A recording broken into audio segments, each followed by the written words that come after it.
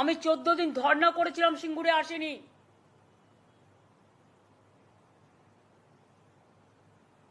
কিন্তু আমরা প্রথম দিন থেকেই চেষ্টা করে যাচ্ছি। We tried our best. এরপরে আশা করি জনগণ আমাকে ক্ষমা করবেন আমার এই কটি কথা বলার জন্য। আমাদের নামে আমাকে অনেক অসম্মান করা হয়েছে।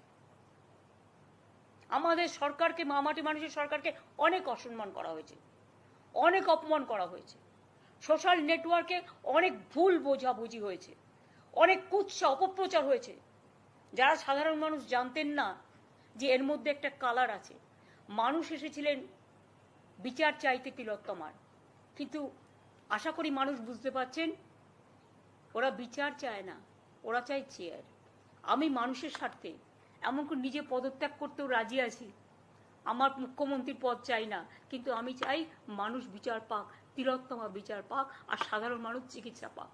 আর তা না হলে কিন্তু আপনাদেরও যেমন আন্দোলন আছে, পরিবারগুলো যদি আমাদের কাছে কৈফিয়ত চাই, আমাদেরও তো কৈফিয়ত দিতে হবে। আমরা তার জন্য তৈরি থাকবো। অনেক অনেক ধন্যবাদ। নমস্কার।